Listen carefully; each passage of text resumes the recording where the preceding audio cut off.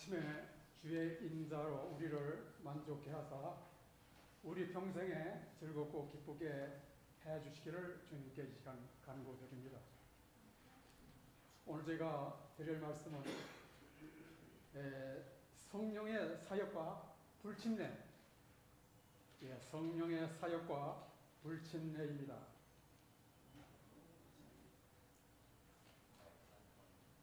제가 이 말씀을 드리기 전에 한 가지 귀한 정언의 말씀을 읽겠습니다. 오직 예수, 오직 예수, 이 말 속에 초대교회의 역사를 특징짓는 생명과 능력의 비밀이 내포되어 있다. 사도행적 64페이지에 있는 말씀입니다. 죄인이 들림받으신 구주를 바라보는 일을 필생의 사업으로 삼고 주장할 수 있는 특권을 가진 그 공로를 믿음으로 받아들이지 않는다면 그는 예수께 눈을 고정시키지 않고서는 물 위를 걸을 수 없었던 베드로처럼 구원을 받을 수 없다. 현재 사단은 시야에서 예수님을 놓치게 하고 인간을 바라보게 하며 인간을 신뢰하도록 하고 인간에게서 도움받기를 기대하도록 하는 것을 단호한 목표로 삼고 있다. 여러 해에 걸쳐서 교회는 인간을 바라보고 인간에게서 많은 것을 기대해 왔으나 우리에게 영생의 소망의 중심이 되시는 예수님은 바라보지 않았다. 그러므로 하나님께서는 그분의 종들에게 예수 안에 있는 그대로의 진리를 제시하는 증언을 주셨는데 이것은 분명하고도 명백한 면에 있어서 셋째 천사의 기별이다. 인간을 바라보지 말라는 겁니다. 온 세상 죄의 희생제물 대신 높이 들림 받으신 구주를 바라보는 일을 필생의 사업으로 삼아야 된다는 거예요. 필생의 사업. 내가 땅에서 들리면 모든 사람을 내게 이끌겠다고 그렇게 말씀하셨죠.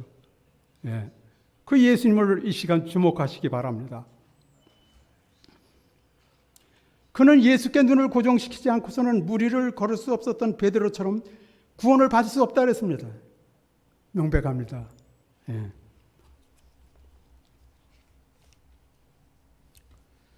예수님께서는 이 세상에 오사 어떤 말씀을 하셨느냐 하면은 내가 불을 땅에 던지러 왔노니 이미 이 불이 붙었으면은 무엇을 더 얘기하리요? 초대교회에 불이 붙었습니다. 초대교회예요. 그런데 지금은 이 불이 온 세계적으로 활활 타오를 때입니다. 사랑의 불, 권능의 불, 임재의 불.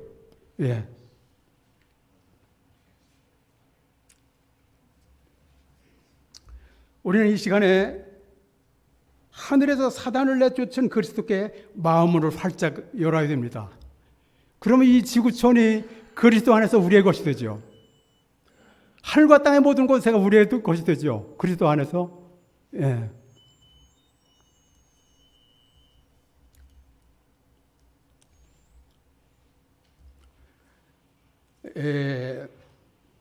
성령은 말이죠. 성령은 첫째, 영혼에게 있어서 그리스도의 개인적인 임재이다.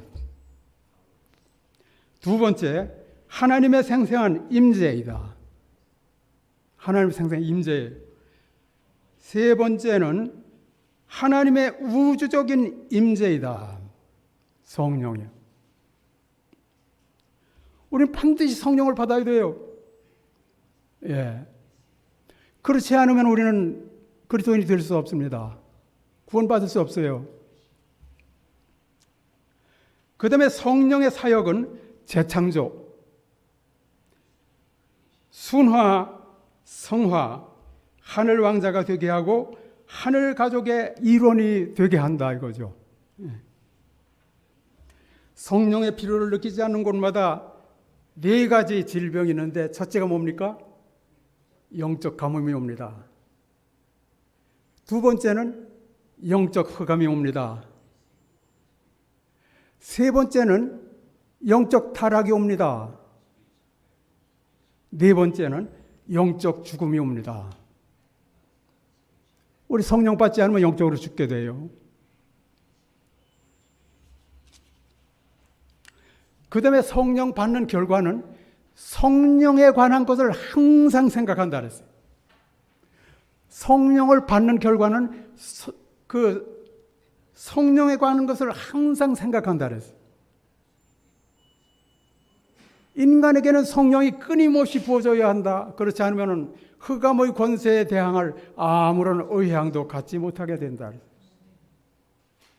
예. 성령님의 은혜를 품으라. 그렇지 않으면 하나님 앞에 방해자가 될 거라고 말씀하셨어요. 방해자가.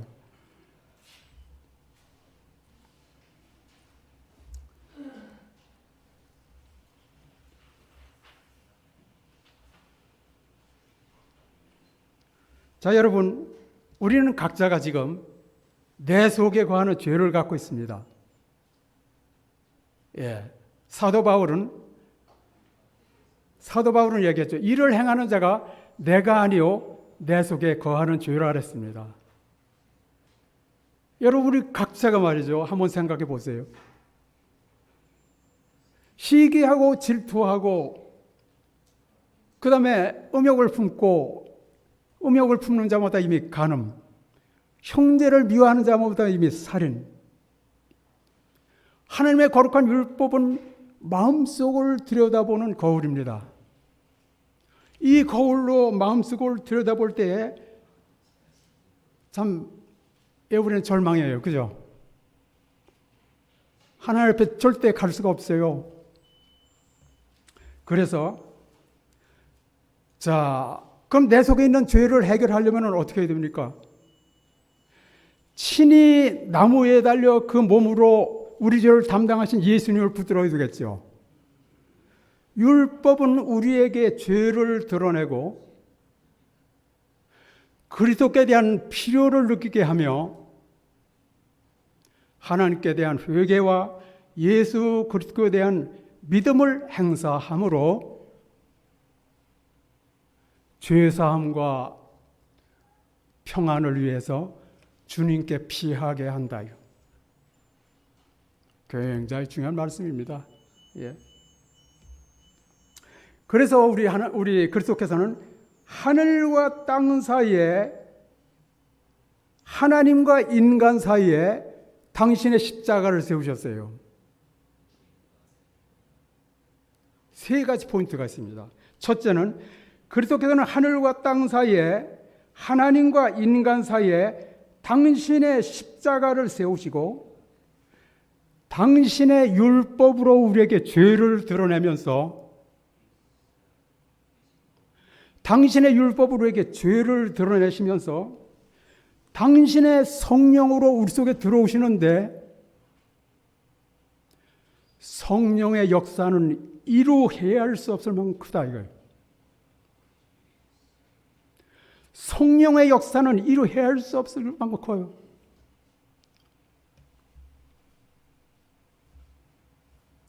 바로 이 근원으로부터 권세와 능력이 우리 하나님의 일꾼들에게 부어지며 그때 성령은 무엇이냐? 영혼에게 있어 그리스도의 개인적인 임재로서 보혜사가 되신다. 이건 제 말이 아닙니다. 제 말이 아닙니다.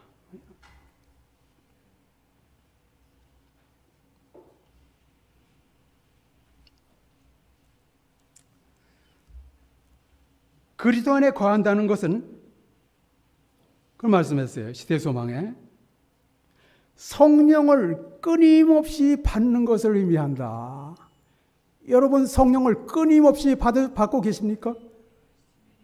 그러면 그렇지 않으면 그리스도 안에 거하는 게 아니에요. 그리스도 안에 거한다는 것은 성령을 끊임없이 받는 것을 의미한다 그랬어요. 끊임없이. 그런데 저 성령을 받아야 되겠죠. 그런데 이 말씀이 있어요. 오늘도 하나님과 함께 158페이지에 성령께서는 항상 마음문을 두드리고 계신다 그랬어요. 성령께서는 항상 마음문을 두드리고 계신다. 그 다음에 항상, 그래서 어떤 말씀을 하시냐면은 그대의 마음문을 열도록 우리가 마음문을 열면은 그분께서는 마음을 열고 그분이 들어오시게 하라 했어요. 그분이 들어오시게 하라 했어요. 그럼 성령이 우리 속에 들어오시면 어떤 권세가 임해요? 이루 헤아릴 수 없는 그 능력이 우리에게 많다 이거예요. 그럼 여러분 초대교회에 성령 보내주셨죠? 아직 하늘문을 닫지 않았다 그랬어요. 성령은 지금 점점 떠나가고 계시지만은 오늘날 아직도 이 세상에 지금 계세요. 성령은 여러분 만군의 하나님 여호와세요. 그죠? 예, 성령은 하나님의 모든 것을 사람의 사정을 사람 외에 누가 알려? 어제 하나님의 사정도 하나님의 성령 외에는 아무도 알지 못한다 그랬어요. 예.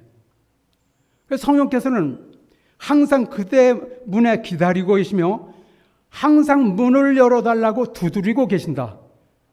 그분으로 들어오시게 하라.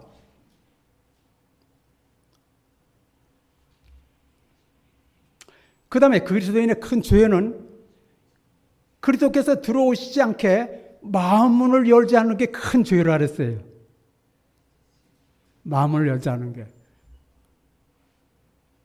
예, 이렇게 보면 저는 그래요. 이번 집회 시간에 만군의 하나님의 임재, 우주적인 임재에서 우리 충만하게 우리 체험을 받고 권세로서 나가야 됩니다.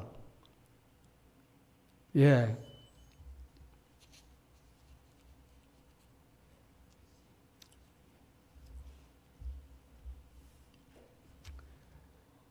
오늘날 하나님께서는 하나님의 사람을 지금 구하고 있습니다. 하나님의 사람 중에 첫 번째로 제가 찾아보니까 꼽는 그 인물이 모세더라고요. 모세. 예. 신명기 33장 1절. 예. 신명기 33장. 신명기 33장 1절 한번 보세요.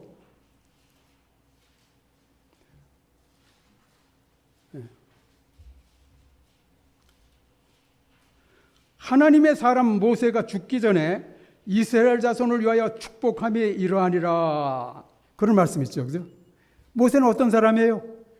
하나님의 사람이에요. 예, 제일 첫 페이지에 나와요. 첫 페이지에 나와요. 예. 그런데 하나님의 임재는 실제예요. 조금 전에 제가 말씀드렸죠. 성령은 하나님의 생생한 임재라고 말씀드렸죠. 성령은 하나님의 생생한 임재예요. 그러니까 우리가 성령이 마음문을 두드리고 계시는데 지금 마음을 활짝 열면 어떻게 돼요? 하나님의 생생한 임재가 그대로 우리 속에 들어오시는 거예요. 그 전에 할 일은 내 속에 있는 죄를 우리가 해결해야 돼요. 칼보리 십자가에 달리신 예수님을 먼저 붙들고 십자가에서 우리 죄를 위해서 담당하시고 부활하신 그 예수님께서 오늘날 내가 문 밖에서 두드리노니 누구든지 내 음성을 듣고 문을 열면 내가 그에게로 들어가 그로 들어보고 그는 나로 더 먹으리라. 우리가 그러니까 지금 말이죠. 내가 문 밖에서 두드리노니 예수님께서 말씀하셨죠. 십자가에 이제 못 박히신 후에 부활하사 내가 떠나가는 것이 유익이라고 하고 성령을 보내주신다 그랬어요. 그러니까 성령이 왔어요. 그렇죠. 내가 너희를 고아와 같이 버려두지 않고 너에게로 온다 그랬어요. 그래서 제자들은 성령께 마음을 열었죠. 제자들이 마음문을 열었을 때 그 제자들 속에 누가 들어가셨어요? 전능하신 하나님이 들어가셨어요. 오늘 우리가 성령께 마음문을 열 때 죽은 예수님이 우리 속에 들어오십니까? 예수님의 그 신성, 전능하신 하나님이 우리 속에 들어오십니까? 전능하신 하나님. 틀림없습니다. 권세가 있다, 이 말씀은. 그렇죠? 그래서 하나님의 임재는 실제다. 자, 제가 그 예언하신 말씀을 읽겠습니다. 모세는 하나님의 직접적인 임재를 깊이 느꼈다. 그는 그리스도께서 육신을 입고 나타나실 시대를 전망하고 있었을 뿐 아니라 특별한 방법으로 이스라엘 백성들과 함께 줄곧 여행하고 계신 그리스도를 보았다. 예, 모세가 말이죠. 예. 하나님은 그에게 있어서 실제적이었고 이때에 모세에게 나타난 그 하나님이 누구세요? 우리 구주 예수님이시라 이거예요. 예수님은 육신으로 나타나신 하나님이세요. 그분은 완전히 인간이셨지만 그러나 그분은 육체를 갖고 계신 하나님이셨어요. 육체를 갖고 계신 하나님, 우리와 한 육체가 되신 그분이 하나님이시라 이거예요. 오늘 이 시간 하나님 영접해야 됩니다. 하나님의 임재를 느껴야 돼요, 우리는. 하나님은 그에게 있어서 실제적이었고 언제나 그의 사장 속에 임재하고 계셨다. 예. 오해를 받았을 때 위험에 직면하고 그리스도를 위하여 모욕을 참을 수밖에 없게 되었을 때 그는 보복 없이 참았다. 모세는 하나님을 그에게 필요한 분으로 또한 그의 필요에 따라 그를 도와주실 분으로 믿었다. 하나님은 그에게 있어서 실제적인 도움이 되셨다. 여러분, 성령께 마음을 열고 하나님의 임재가 있게 하면은 뭐가 두렵습니까? 안 그래요? 만군의 하나님께서 계시는데 우리 셋째 천사의 기별을 받은 사람은 앞으로 짐승과 그 우상과 접전하게 된다 그랬어요. 여러분, 그 짐승과 우상 배후에 누가 있습니까? 사단이 있어요. 인간은 사단의 포로가 돼가지고 사단이 시키는 대로 하지만은 그 배후에 언제나 사단이 모든 인간을 지배하고 있고 교황권을 지배하고 있고 일반 지금 기독교의 그 모든 종교를 지배하고 있어요. 사단이. 그 배후에 사단을 이기려면 무슨 능력이 필요해요, 여러분? 하나님의 생생한 임재가 필요하다 이거예요. 하나님의 임재 없이 안 돼요. 하나님의 임재를 받기 위해서 성령 받으라 이거예요. 그거 언제 받아요? 지금. 아멘. 하나님은 그에게 있어서 실제적인 도움이 되었다. 모세는 믿음을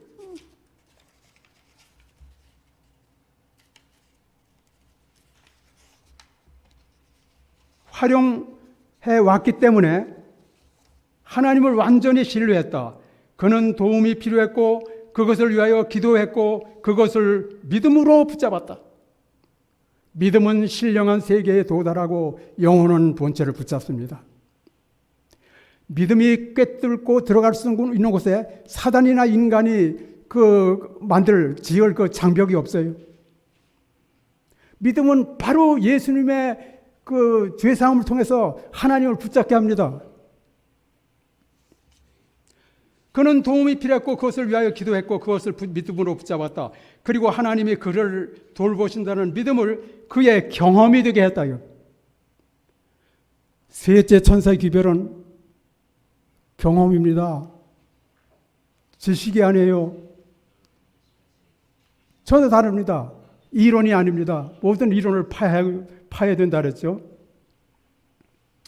하나님의 임재는 그가 사람이 처할 수 있는 가장 어려운 상황들을 통과하기에 충분했다요. 이 만군의 하나님의 임재, 성령 충만. 그 다음에 그 밑에 보겠습니다. 근데 모세가 만난 하나님은 바로 우리 주 예수 그리스도이셨습니다. 그리스도를 위하여 오는 고난을 참았다 그랬죠, 모세가. 그죠? 히브리서에 그 나오죠? 모세가 만난 하나님이 누구세요? 우리를 위하여 십자가에 달리시고 부활하신 그 예수님이세요. 예수님은 하나님도 되시고 사람도 되신다 이거예요. 사람으로는 우리와 한 육체가 되시고 하나님으로서는 하나님과 한 영이 되셔서, 그리스도께서 우리와 한 육체가 되신 것은 우리가 그분으로 더불어 한 영이 되게 하시기 위함이었다. 시대의 소망 388페이지. 모세가 만난 하나님은 우리 주 예수 그리스도이셨습니다. 시내산의 우리와 불꽃 가운데서 율법을 선포하신 분은 그리스도이셨다. 하나님의 영광이 삼키는 불과 같이 산 꼭대기에 머물고 주님의 임재에 산이 진동했다. 하박국 2장 20절 여러분 어떤 말씀인지 아세요? 하박국 2장 20절 어떤 말씀입니까? 한번 찾아보세요. 하박국 2장 20절. 오직 여호와는 그 성전에 계시니 온 천하는 그 앞에서 잠잠하라고. 오늘 우리 하나님께서는 하늘 성소 지성소에 계시지만 당신의 영을 통해서 우리 속에도 와 계십니까? 그 성전, 하나님의 성전은 어디입니까? 우리는 살아계신 하나님의 성전이에요. 우리 속에 계신다 이거예요.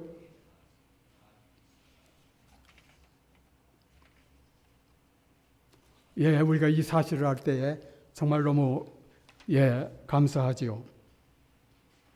많은 이스라엘 백성이 땅 위에 부복한 채 두려운 마음으로 율법의 거룩한 교훈을 들었다. 이분이 약 2000년 전에 예수라는 이름으로 오셨는데 또 다른 이름은 임마누엘입니다. 임마누엘. 임마누엘은 뭡니까? God with us. 하나님이 우리와 함께 계시다. 이분이 우리 주 예수 그리스도예요. 우리를 위하여 십자가에 달리시고 부활하사 지금 하나님 우편에 계시죠. 당신의 영을 통해서 우리에게도 와 계셔요. 그렇죠? 너희는 하나님의 성전인 것과 하나님의 성령이 너희 속에 계시는 것을 알지 못하느냐. 그렇죠? 그 밑에 보겠습니다. 시내산에서 율법을 선포하신 그리스도께서는 오늘날 하늘 성소의 지성소에 와 계시며 하늘 지성소에는 하나님의 율법이 들어있는 법궤가 있고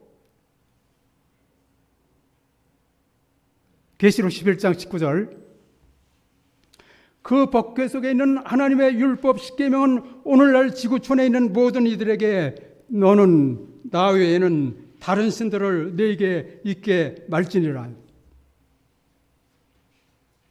안식일을 기억하여 거룩히 지키라고 선포하고 계십니다.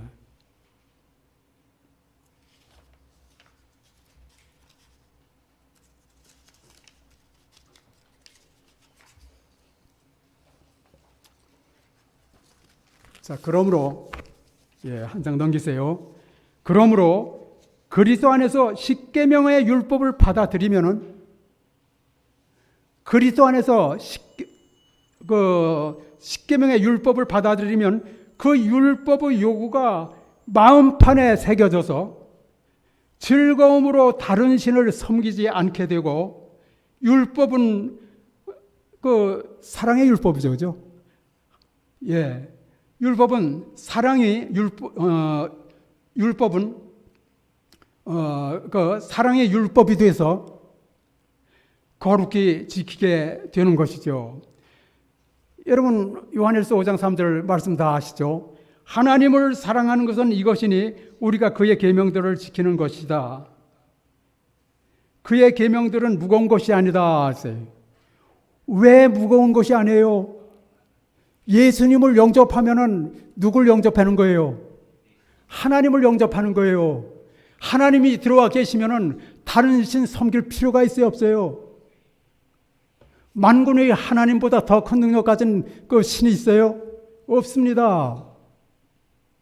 사단을 이길 수 있는 그 능력의 그 분이 누구예요? 우리 주 예수 그리스도 만군의 하나님 여호와세요. 예. 그럼 우리가 예수님을 영접하면 예수님은 그렇죠. 나를 믿는 자는 나를 믿는 게 아니다. 나를 보내신 이를 믿는 것이다. 나를 보는 자는 나를 보내신 이를 보는 것이다. 나를 보내신 이가 누구예요? 하나님. 예수님을 보면 하나님을 보는 거예요. 예.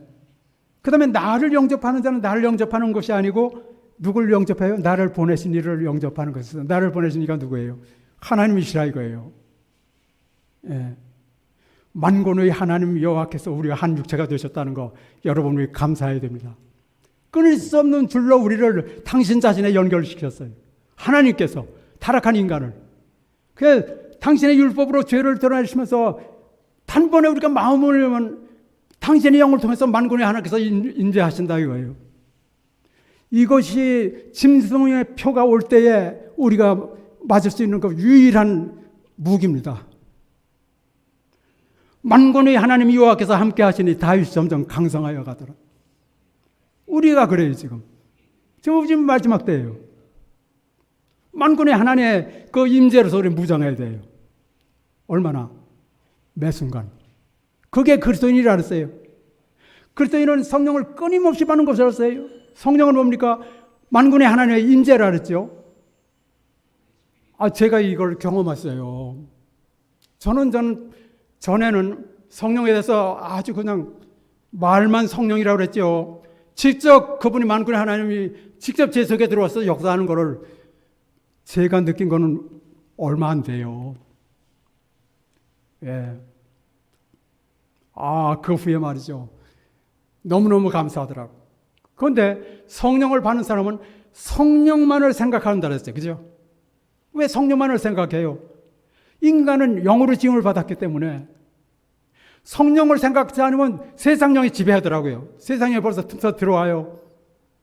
그때 사단아 물러가라. 근신을 하라 깨어라 너희 대적 마귀가 우는 사자와 같이 삼킬 자를 찾는다 그러는 거예요. 그의 계명들은 무거운 것이 아니라 이것이 그리스도는 우리의 믿음으로 말면 의가 된다는 것이죠. 예. 그리스도께서는 율법도 되시고 복음도 되십니다. 천지 만물을 만드시고 만물보다 먼저 계신 분이 바로 모세가 만난 하나님 곧 우리 주 예수 그리스도이시라. 예. 그 밑에 또 보겠습니다. 우리는 하늘 지성소를 많이 연구하고 말해왔지만 하늘 지성소에는 하나님의 율법이 있고 율법의 의가 되시는 그리스도께서 계시다는 것 틀림없습니다. 셋째 천사의 기별 초기 문집에 한번 읽어보세요. 그리스도께서 하늘 성소의 그 첫째간의 봉사를 마치시고 1844년에 하늘 성소의 지성소에 들어가셔서 율법이 들어있는 법궤 앞에 서셨을 때 이 세상에 가장 두려운 기별 셋째 천사의 기별을 보냈다 그랬어요. 그러면서 그들은 짐승과 그 우상과 싸워야 한다 그랬어요. 다시 말씀드립니다. 짐승과 그 우상 배후에 누가 있어요? 사단이 있다 이거예요. 인간은 사단의 지배를 아니면은 그리스도의 지배 둘 중에 하나를 지배받게 해요. 그렇죠? 초자연적인 능력이 우리를 지배하고 있어요 지금. 그러나 사단의 초자연적인 능력보다 사단을 이길 수 있는 더 큰 초자연적 능력이 필요하다 이거예요. 예수님을 영접할 때 초자연적 능력이 우리가 온다 이거죠. 네. 하늘 지성소에는 하나의 율법이 있고 율법의가 되시는 그리스도께서 계시다는 것, 이 사실을 간과하면 하늘 성소 진리는 지식에 그치고 이론에 그치게 맙니다. 물두멍이 뭐고 얼마나 많이 들어왔습니까 우리가? 여러분 이거 정말이에요. 지금은 이럴 때가 아니에요. 우리는 이미 그 모든 배경을 우리 마음에 축적하고 있습니다. 그러나 필요한 게 뭐예요? 하늘 지성소에는 하나님의 율법이 있다는 거예요. 율법은 우리에게 죄를 드러내고 그리스도께 대한 필요를 느끼게 한다는 거. 그래서 우리는 어떻게 해요? 내가 문 밖에 두드리노니 누구든지 내 음성을 듣고 문을 열면 어떻게 해야 돼요? 문을 열어드려야 되겠죠. 무엇을 통해 들어오세요? 성령을 통해서 들어오신다 이거예요. 오늘날 하나님의 아들로서의 전능하신 하나님, 이사야서 9장 6절, 그분이 우리 속에 들어오신다 이거예요. 여러분, 임재가, 이게 하나님의 임재가 이게 현실이 어떻게 생각하십니까? 실제라는 거예요. 모세가 만난 하나님을 우리는 만나게 됩니다. 만나지 않으면 안 돼요. 그렇죠. 그래서 말세의 위험은 경건의 모양을 취하고 경건의 능력을 부인하는 것입니다. 경건의 모양은 있으나 경건의 능력은 부인하는 자는 이 같은 자들에게서 돌아서라 그랬어요. 자, 그 다음에 그 밑에 보겠습니다. 우리의 기별은 생사를 가름하는 기별이다. 사느냐 죽느냐 기별이에요. 예수님께, 성령께 마음을 열면 하나님의 임재로서 살게 되고,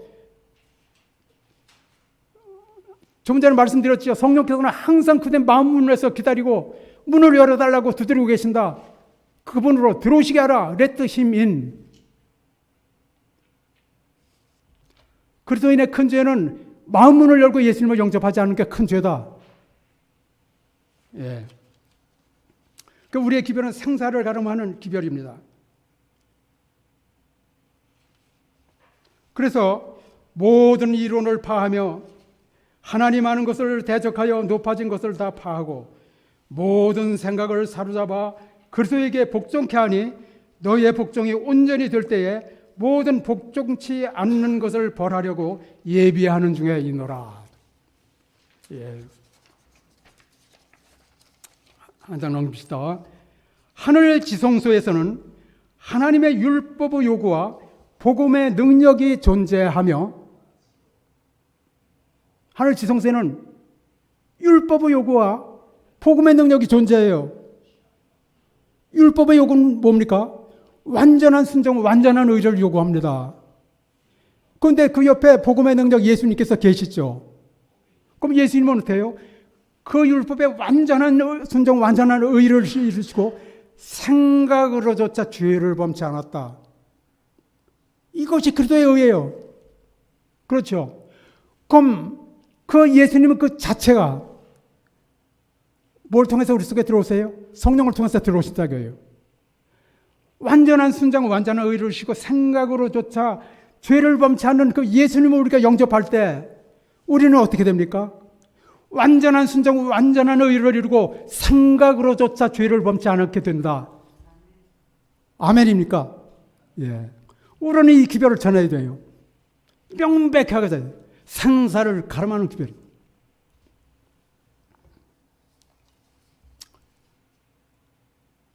하늘 지성소에서는 하나님의 율법의 요구와 복음의 능력이 존재하며 세상을 비출 빛이 찬란하게 그 광채를 발하고 있다. 찬란하게. 그러면은 모세가 만난 하나님을 우리가 어떻게 개인의 구조로 붙잡을 수 있는지, 이게 문제이죠. 요겁니다. 모세가 만난 하나님을 우리가 어떻게 개인의 구조로 붙잡을 수 있는지요. 하늘 지성소에 있는 하늘 지성소에 십계명의 율법이 있다는 것. 1844년 그리스도께서 그 율법이 들어있는 법궤 앞에 서셨을 때 셋째 천사의 기별, 그리스도는 우리의 믿음으로 만나는 의의 기별을 보내셨다는 것. 얼마나 중요합니까? 또 그 밑에 봅시다. 자, 하늘 지성소에 있는 하나님의 율법은 마음속을 들여다보는 거울로서 굉장히 중요합니다. 하늘 지성소에 있는 하나님의 율법은 마음속을 들여다보는 거울로서 마음속에 들끓는 질투, 시기심, 증오심, 악에 원한 정욕 및 야심 등을 주시하여 본다.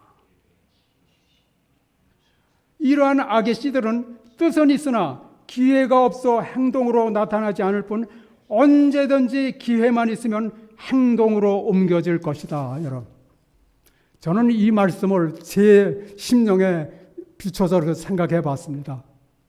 꼼짝없이 저는 죄인이라는 걸 너무너무 어디 피할 곳도 없고 어디 숨을 데도 없어요. 어디 산골로 들어가도 이 타락한 인간의 마음은 변해요, 변치 않아요. 시골에 들어가도 똑같아요. 시골에 들어간다 해서 그 사단이 거기 없습니까? 마음에 단단히 만군의 하나님의 임재가 필요하다고 해요.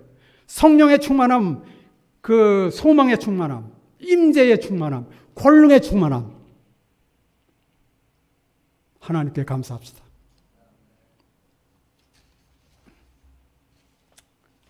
한 장 넘기죠.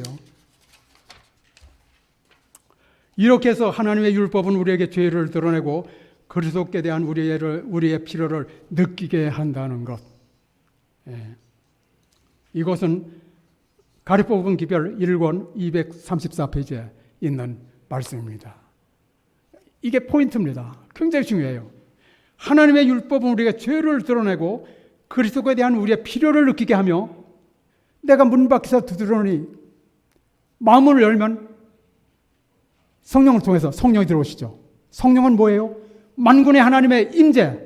두 번째는 첫째는 그리스도의 개인적인 임재. 두 번째는 만군의 하나님의 임재. 세 번째는 우주적인 임재입니다. 시편 139편 7절로 10절에 보면 내가 하늘에 갈 때도 거기 있고 계시고 내가 땅끝까지 가도 거기 계시고 주의 신을 떠나 내가 무엇을 어디 피할 때가 있습니까?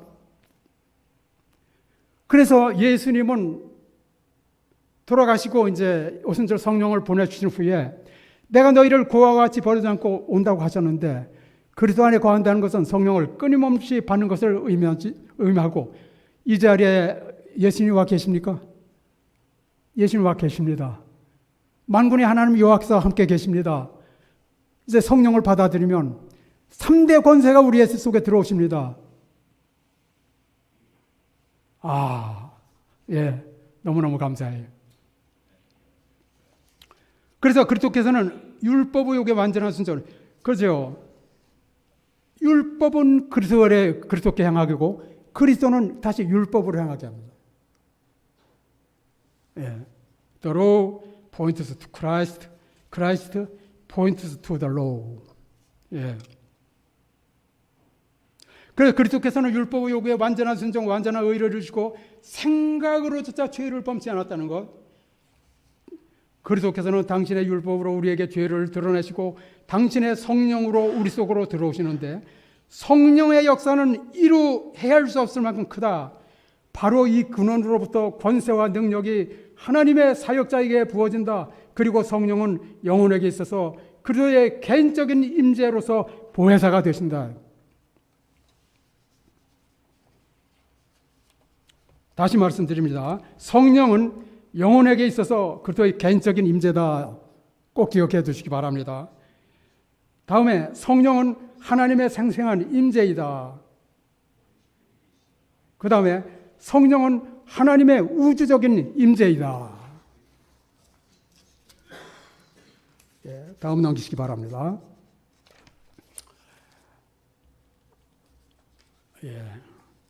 인간에게는 성령이 끊임없이 부어져야 한다. 그렇지 않으면 흑암의 권세에 대항할 아무런 의향을 갖지 못하게 된다. 성령을 어떻게 받아야 돼요? 끊임없이 인간에게 부어줘야 된다. 끊임없이. 성령은 뭐예요? 만군의 하나님이라 그랬죠. 하나님의 임재라 그랬죠. 만군의 하나님의 임재를 끊임없이 받아들여야 된다 이거예요. 초자연적인 능력을 끊임없이 받아들여야 된다는 거예요. 사단이 없으면 필요가 없죠 이게. 그러나 근신해라 깨어라 너희 대적 마귀가 우는 사자같이 두루다니며 사방에 둘러친 쓰고 있다는 거예요. 우리를 먹이려 하기 위해서. 보통들.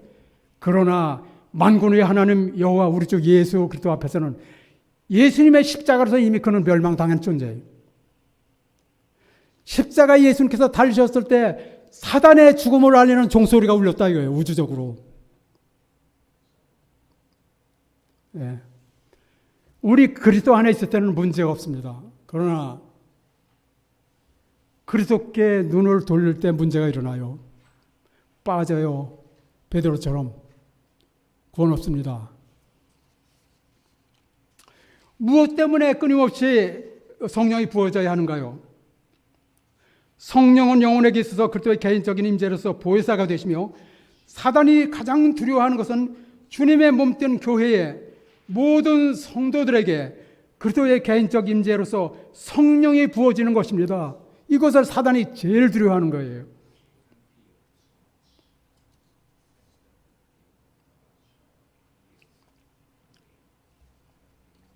자, 그 밑에 하나님의 백성들이 앞길의 모든 장애물을 제거해 버림으로 주님께서 시들어가는 교회와 뉘우침이 없는 신자들에게 성령을 부어주실 수 있도록 하는 것만큼 사단이 두려워하는 것은 아무것도 없다. 사단이 자기의 마음대로 할 수 있다면 세상 끝날까지 작거나 크거나 간에 또 한 번의 큰 각성은 없을 것이다. 그러나 우리는 사단의 계책을 모르는 자들이 아니다. 사단의 세력을 물리치는 것은 무슨 말씀이에요? 가능하다 그랬어요. 가능한 게 아니고 넉넉히 이겼어요. 가능한 것이다. 하나님의 영을 위한 길이 예비될 때에 축복이 임할 것이다. 여러분, 하나님의 영, 성령을 위한 길이 예비될 때에 축복이 임해요. 어떤 축복입니까? 만군의 하나님의 임재, 그리스도의 개인적인 임재, 하늘과 땅의 모든 권세가 우리에게 임하고, 하늘과 땅에 있는 모든 것이 그리스도 안에서 우리의 것이 되고, 하늘과 땅의 모든 그 권세나 모든 것이 그리스도 안에서 우리에게 주어졌다 이거예요. 그래서 어떤 말씀을 하셨냐면, 우리가 하나님의 능력을 갖고 있지 않다면 그것은 우리가 게으르기 때문에 알았어요. 사도행전 2장 1절 4절 있어요. 그 주석에 나와요. 우리가 하나님의 능력을 갖고 있지 않다면 우리가 무관심하고 게으르고 태만하기 때문이다. 이와 같은 그 죽음의 상태에서 벗어나라 했어요.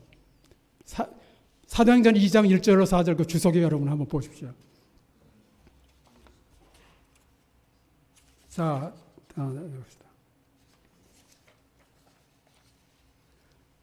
사람은 사단의 포로이다. 사람은 사단의 포로이다. 그러므로 본성적으로 그의 제안을 따르고 그의 명령대로 하는 경향이 있다. 그는 자기 자신 안에 악을 효과적으로 저항하는 힘을 가지고 있지 않다. 사람이 그처럼 무서운 원수를 대항할 수 있는 길은 오직 그의 욕망에 영향을 주고 위로부터 온 힘으로 그를 강화시켜주는 산 믿음으로 그 사람 속에 그리스도께서 거하실 때뿐이다. 다른 모든 방어 수단은 전혀 소용이 없다. 오직 그리스도를 통해서만 사단의 능력은 제한된다. 이것은 모든 사람이 이해해야 할 중요한 진리이다. 그래서 여러분, 이 집회의 주제가 뭡니까? 뒤에 있죠. 어떤 말씀입니까? 이 비밀은 너희 안에 계신 그리스도니 곧 영광의 소망이니라. 우리가 예수님을 영접할 때 만군의 하나님의 임재의 장소가 되고 온 천하는 우리 앞에서 잠잠하라. 예.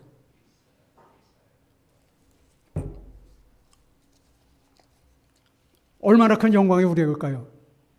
그리스도를 받아들인 사람이 인성 속에 신성이 들어와 삶으로 어떤 일이 생기는가를 보기 위해서 보여주기에 그리스도께서는 우리의 인성을 쓰시고 오셨다 이거예요.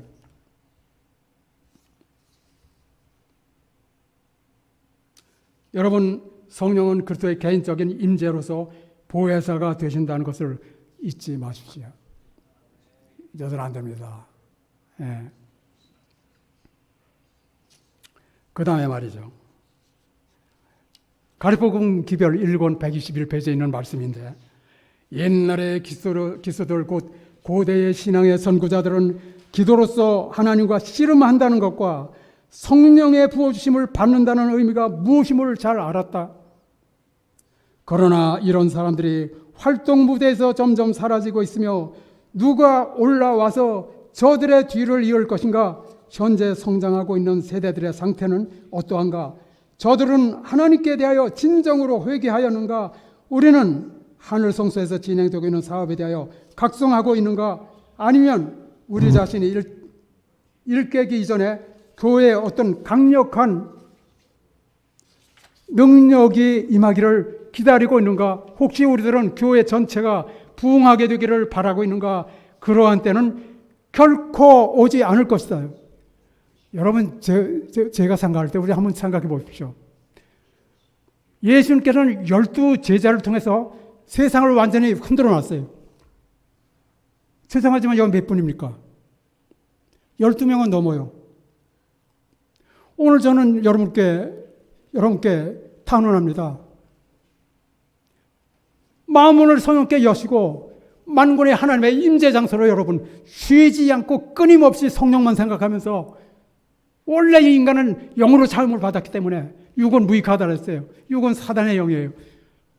이 만군의 하나님 임재로서 우리가 항상 기뻐하고 항상 즐겁고 항상 행복하고 기쁨의 하나님과 교제하는 이와 같은 특권을 우리가 결코 우리는 뺏겨서는 안 돼요. 마지막으로 제가 말씀드립니다. 요한복음 14장 16절로 18절에 중요한 말씀이 있어요. 요한복음 14장 16절로 18절에 여기에 세 가지 포인트가 있어요. 세 가지.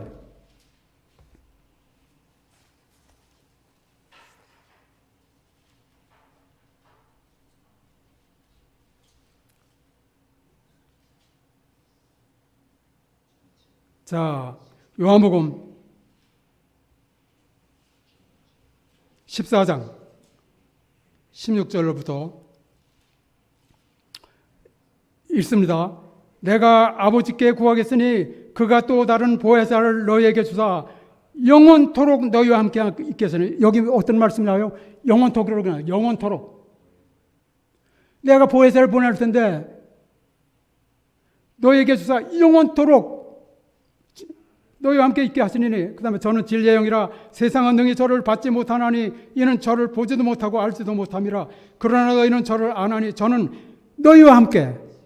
세 가지예요. 영원토록 너희와 함께. 그 다음에 어떤 말씀이요? 그 다음에 너희 속에 계시겠습니다. 그러니까 아까 말씀드렸죠. 만군의 하나님이 영원토록 너희와 함께 너희 속에 끊임없이 그 다음에 매 순간마다 인간에게는 성령의 임재가 매 순간마다 필요함을 인식하라 그랬어요. 매 순간마다. 그러니까 만군의 하나님 우리 주 예수 그리스도께서 십자가에 못 박히시고 부활하신 우리 하나님, 우리 주 하나님께서 영원토록 우리와 함께 우리 속에 끊임없이 그 다음에 무슨 말씀입니까? 매 순간마다 우리 함께 계셔서 오늘 우리 만군의 하나님과 함께 기뻐하는 우리 모두가 되기를 바랍니다. 예.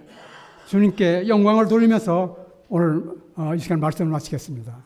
감사합니다.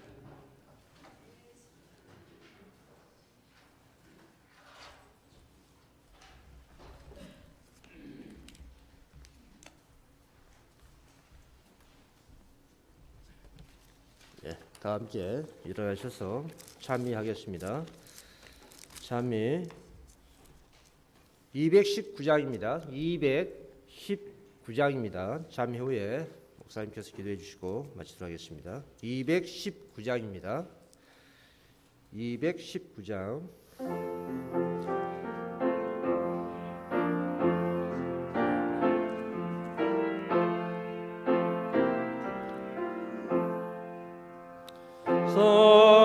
성령의 역강림하사 나를 감화하시고 애통하며 회개한 맘 충만하게 하소서. 예수여 우리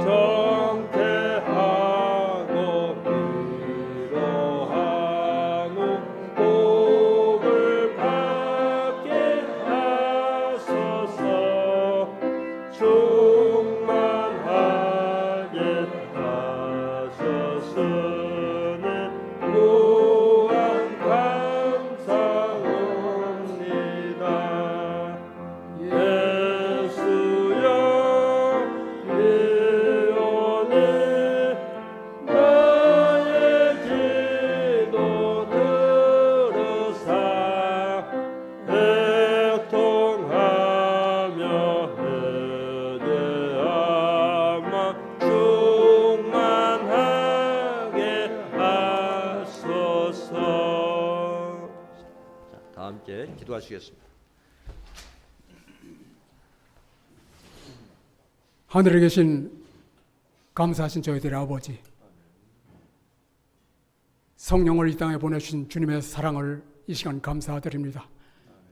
오 아버지, 각자의 심령에 성령과 하나님의 권능으로 충만하게 채워주셔서 주의 임재하심으로 승리하고 순복하는 우리 모두가 되도록 축복해 주시고, 이 집회 기간 동안에 성령 충만, 권능 충만, 임재 충만, 확신 충만, 사랑 충만으로 충만함을 받는 우리 모두가 되도록 축복해 주시옵소서.